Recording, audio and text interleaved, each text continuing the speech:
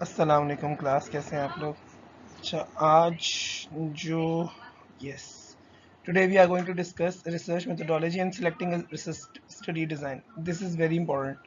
Study design जो होता है ना, वो आपको बड़ा इंपॉर्टेंट होता है. वो आपको बताता है कि किस तरीके से आपने स्टडी जो कंडक्ट करनी है, जो इसके लर्निंग आउटकम्स पॉसिबल होंगे.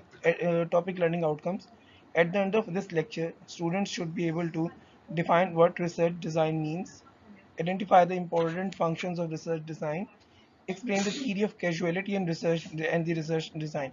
हम ये पहले देखेंगे रिसर्च डिज़ाइन होता क्या है, फिर उसका उसके फंक्शंस क्या हैं, then causality cause and effect होता है, उसकी क्या थीरी है, और फिर रिसर्च डिज़ाइन को देखेंगे. Explain the differences between quantitative and qualitative study designs. ये दो स्टडी डिज़ाइंस होते हैं, क्वांटिटेटिव होते हैं, क्वालिटेटिव. इन दोनों के दरमियान जो डिफरेंसेस हैं उनको देखेंगे. Identify common study designs in quantitative and qualitative research and when to use them. फिर हम ये देखेंगे कि कॉमन स्टडी डिज़ाइंस कौन से हैं जो ज़्यादातर यूज़ हो रहे हैं. ज़्यादातर क्वालिटेटिव से होते हैं. Explain the strengths and weaknesses of different study designs. जो डिफरेंट स्टडीज डिज़ाइंस हैं उनकी क्या स्ट्रेंथ्स है, उनकी क्या वीकनेस है, ये भी हम साथ साथ देखेंगे. What is research design? Research design क्या होता है? A plan, structure and strategy of investigation so conceived as to obtain answers to research questions or problems. हम लोगों ने रिसर्च क्वेश्चंस बनाए थे. रिसर्च क्वेश्चंस के ऊपर हम पहले भी बात कर चुके हैं. रिसर्च क्वेश्चन जो होते हैं वो आपका जो क्या कहते हैं थ्योरेटिकल फेम, आपने जो थ्योरेटिकल वर्क करना होता है, रिसर्च करनी थी, उसके अकॉर्डिंगली होते हैं. वो उन क्वेश्चंस को आंसर करते हैं, सॉरी, उन प्रॉब्लम्स को आंसर करते हैं, इश्यूज को जो आप रेस करेंगे रिसर्च गैप में. अब एक ऐसा प्लान, स्ट्रक्चर, स्ट्रेटेजी जो आप क्या कहते हैं इन्वेस्टिगेशन के लिए बनाते हैं ताकि आप वो जो रिसर्च क्वेश्चन उनको आंसर करें, वो आपका रिसर्च डिज़ाइन है. द कंप्लीट स्कीम और प्रोग्राम ऑफ द रिसर्च. सारा रिसर्च जो उसकी जो कंप्लीट स्कीम है वो आपका रिसर्च डिज़ाइन है. आपने क्वालिटेटिव रिसर्च करनी, क्वांटिटेटिव करनी है, आप कौन से मेथड्स यूज़ करेंगे. आप बुक की रीडिंग करेंगे, आर्टिकल्स पढ़ेंगे, आप बुक से करेंगे रीडिंग, आर्टिकल से करेंगे, जर्नल से करेंगे, मटेरियल आप लेंगे. फिर उसके अलावा सर्वेस करेंगे, क्वेश्चनर्स कंडक्ट करेंगे, इंटरव्यूज़ कंडक्ट करेंगे, ऑब्जर्वेशन पे करेंगे. ये सारी चीज़ें एथनोग्राफिक रिसर्च है आपकी. ये सारा का सारा रिसर्च डिज़ाइन है. Includes an outline of what the investigator will do from writing the hypothesis and their operational implications to the final analysis of data.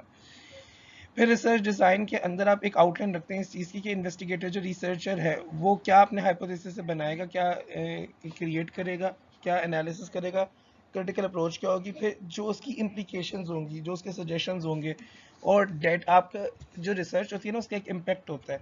आपने ये भी बताना होता है कि इसका फ्यूचर जनरेशन्स को क्या फ़ायदा होगा. तो वो सारा कुछ आपका रिसर्च डिज़ाइन में इंक्लूड होता है. Functions of a research design. Conceptualize an operational plan to undertake the various procedures and tasks required to complete this study. एक ऑपरेशनल प्लान होता है, ये कोई हाइपोथेटिकल नहीं होता कि आपने सोच रहे हैं अभी कि इम्प्लीमेंट करना है कि नहीं करना. टीवी ऑन कर भाई, टीवी बंद कर दो. आपने एक ऑपरेशनल प्लान बनाना होता है जिसको आप ऑपरेट कर सके. फिर आप वो प्रोसीजर्स करेंगे, वो डाटा को एक्सट्रैक्ट करने के लिए, डाटा को निकालने के लिए जो जो आपने स्टेप्स सोचे या डिज़ाइन के स्टडी कि आपने किस तरीके से अपना डाटा निकालना है, आप उसको ऑपरेशनलाइज करेंगे, ऑपरेशनल करेंगे. जैसे मुझे याद है मैं अपना जब रिसर्च कर रहा था तो Pakistani contemporary drama the case of जोका थिएटर, अब ये जब मैंने अपने ऑनर्स स्पेशलाइजेशन लिटरेचर में चल रही थी तब मैंने किया था. तो अब उसके लिए मैंने पहले ही ये सोचा हुआ था कि मैं जाके प्लेस जो है जोका थिएटर की वो देखूंगा. मैंने वो देखे थे. तो आपने वो सारा, अब ये रिसर्च डिज़ाइन था मेरा सारा, तो इसको आपने ऑपरेशनलाइज करना होता है. Ensure that these procedures are adequate to obtain valid, objective and accurate answers to the research questions. Control of variance. अब जो आपका वेरिएंस है ना उसके ऊपर आपका कंट्रोल होना चाहिए. अब जैसे वो इन्वायरमेंट थी, मैंने आपको कुछ चीज़ें बताई भी थी. अब आपने जहन में रखना कि जो आप क्वेश्चंस बनाए थे उनका आंसर जब कर रहे हैं तो आंसर आपका ऑब्जेक्टिव हो, सब्जेक्टिव ना हो, वैलिड भी हो, प्रूव्ड होना चाहिए और एक्यूरेट होना चाहिए. अब आपको एक दफ़ा मैंने बताया था शायद आपकी क्लास में कि दूसरी क्लास में कि जब मैं रिसर्च कंडक्ट कर रहा था और वहाँ जाके मैं क्वेश्चनर लेके गया तो दो लोग थे, उन दोनों ने मुझे आगे क्वेश्चनर फिल करने से इनकार कर दिया. उन्होंने कहा कि हम तो एक्चुअली यूनिवर्सिटी प्रोफेसर हैं. एक बहुत अच्छे थे, उन्होंने कहा आप मेरी यूनिवर्सिटी आ जाइएगा, मैं वहाँ पे आपका फिल भी कर दूंगा, आपको फिल करा भी दूंगा. तो अब ये एट द स्पॉट आपको चीज़ें देखनी होती हैं. फिर मैंने वो ड्रामा बाहर आकर क्या कहते हैं क्वेश्चन फिल कराने की वजह से मैं यूनिवर्सिटी चला गया और अपनी यूनिवर्सिटी में जाकर ही लोगों से फिल कराए. Theory of causality and research design. Cause. change variables, connecting or linking variables affect outcome variables और variables that affect the relationship। आपने different variables देखने होते हैं। अब जैसे मेरा जो variable था वो ये था कि एक अप्रोच है कि अजोका थिएटर के जो प्लेज हैं वो फेमिनिस्ट हैं, जबकि मेरा ये कहना था वो ह्यूमैनिटेरियन है। और फिर मैंने उनके 5 प्लेज लिए, 5 प्लेज के ऊपर रिसर्च की। अब ये मेरा वेरिएबल और उससे निकाला कि उनके प्लेस जो है वो फेमिनिस्ट नहीं, वो सिर्फ वेमेन की बात नहीं करते, वो ह्यूमैनिटेरियन कंसर्न्स की बात करते हैं। बुल्ले शाह की फिलोसफी, एक बुल्ला उनका है, बुर्कावगेंजा था, एक्विटल था, उसके अलावा 2 और थे। तो वो 5 के 5 जो प्लेस थे वो ह्यूमैनिटी की बात कर रहे थे। Theory of casualty in research design, ठीक है। अब जैसे आप यहाँ पर क्या कहते हैं, इन्होंने दी है स्मोकिंग, ये अज्यूम्ड आपका कॉज है, इंडिपेंडेंट वेरिएबल है, अफेक्ट द रिलेशनशिप। और आपका जो अज्यूम अफेक्ट है डिपेंडेंट वेरिएबल का, एक मिनट कॉल आ रही है।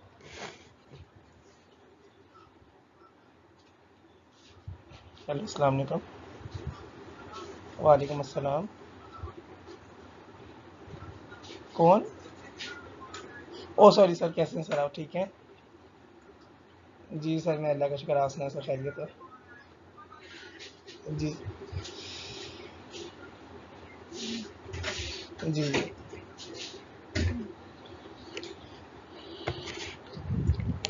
सर हमने जो मैट्रिक की फ़ी रखी है वो 4500, और जो फर्स्ट 10 स्टूडेंट्स होंगे उनको 25% डिस्काउंट है, तो वो 25% डिस्काउंट के बाद हो जाएगी 3500।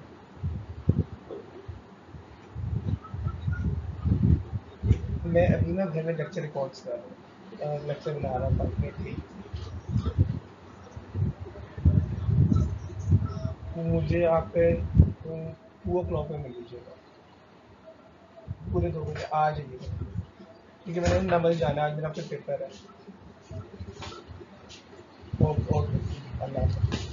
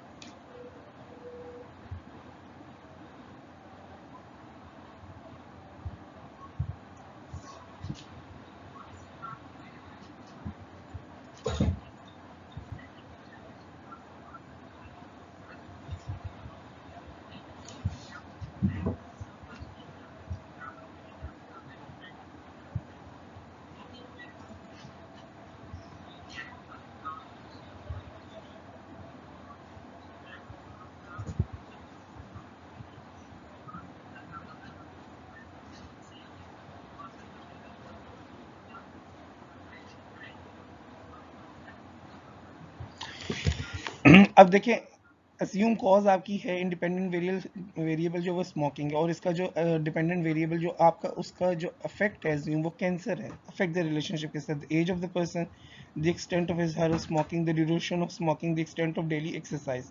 अब ये सारे के सारे एक्सट्रेनियस वेरिएबल्स हैं, ये आपके सारे के सारा जो रिलेशनशिप है कॉज और इफेक्ट का, उसको क्या कहते हैं अपना अफेक्ट करते हैं।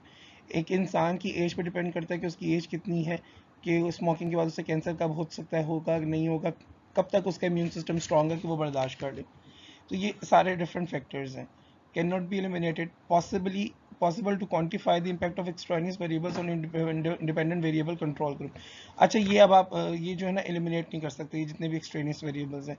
और आप पॉसिबल ये देख सकते हैं कि इनका जो इम्पैक्ट उसको क्वांटिफाई भी किया जा सकता है।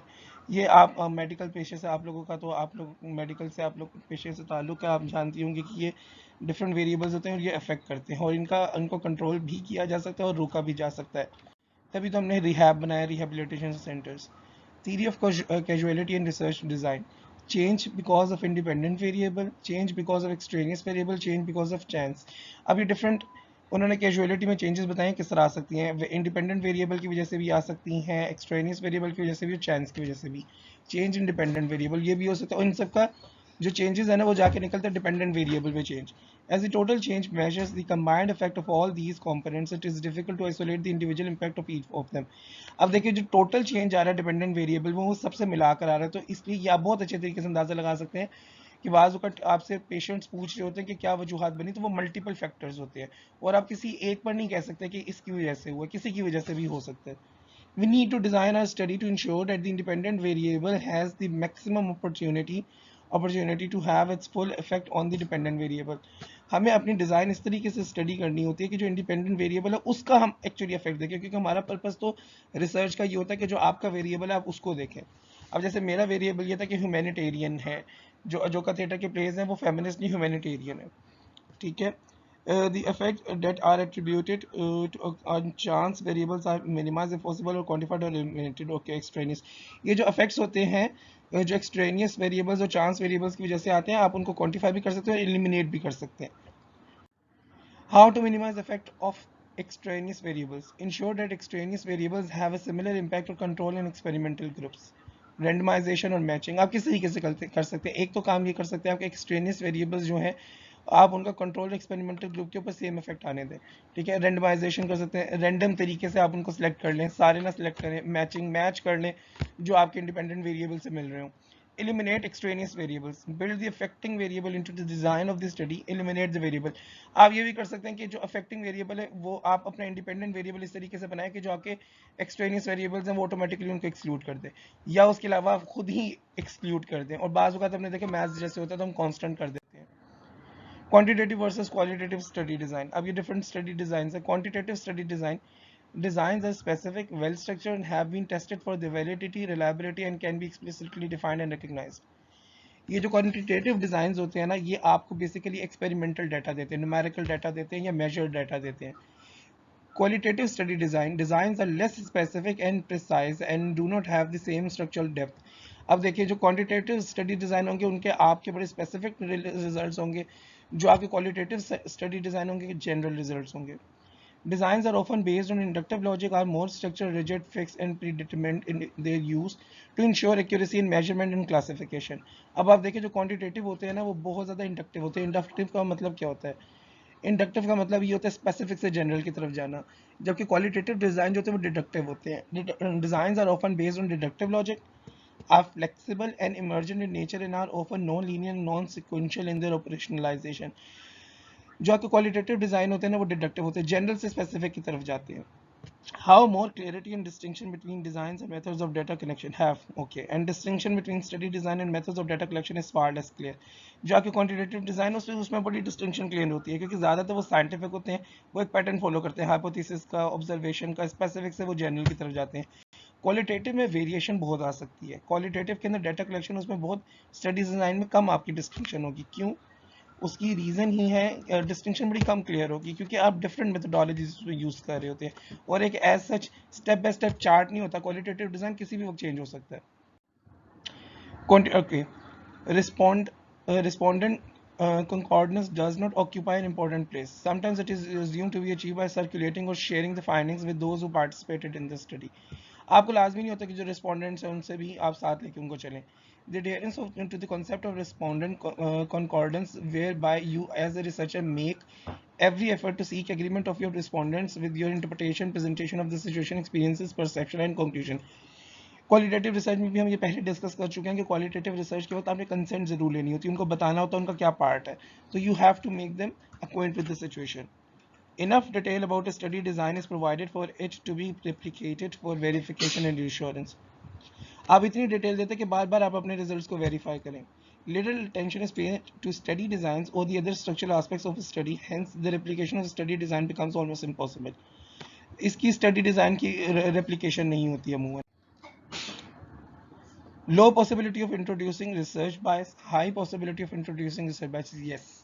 जो क्वांटिटेटिव होता है वो तो आपका सारा स्टैटिस्टिकल डाटा डिजिटल फैक्ट्स पे होता है, उसमें आप बायसेस अपने सब्जेक्टिव स्टडी नहीं ला सकते, लेकिन क्वालिटेटिव में स्टडी आ जाती है. राइटर्स जो रिसर्चर होते हैं वो अपने पॉइंट ऑफ व्यूज ऐड कर जाते हैं. More suited to finding out the extent of variation and diversity. ये ज़्यादातर इसलिए होता है कि आप किसी चीज़ की वैरायटी देखिए, जैसे कोविड की रिसर्च हुई, वो सारी आपकी क्वांटिटेटिव रिसर्च ज़्यादा थी, क्वालिटेटिव भी थी, क्वांटिटेटिव भी थी। तो उसमें आपने यही देखना था कि कितने स्ट्रीक्स हैं, कितना वो डेंजरस है। जब आप ये देखें स्ट्रीक्स कितने हैं तो वो क्वांटिटेटिव है, जब आप ये देखें कितना डेंजरस है तो वो क्वालिटेटिव है। More appropriate for exploring the variation and diversity in any aspect of social life। देखिए क्वालिटेटिव रिसर्च आपको सोशल बिहेवियर देखती है, तो उसके अंदर आप वेरिएशन बहुत ज़्यादा होती है, डिवर्सिटी बहुत होती है, क्योंकि ह्यूमन बिहेवियर जो है वो हमेशा से बहुत ज़्यादा अनसर्टेन है। ये स्लाइड्स आप लोग देख लीजिएगा। टाइप्स ऑफ स्टडी डिज़ाइन ये एज सच इतनी इंपॉर्टेंट नहीं है। Thank you, this is all for today, will meet in the next class. अपना ख्याल रखिएगा, अल्लाह हाफिज़।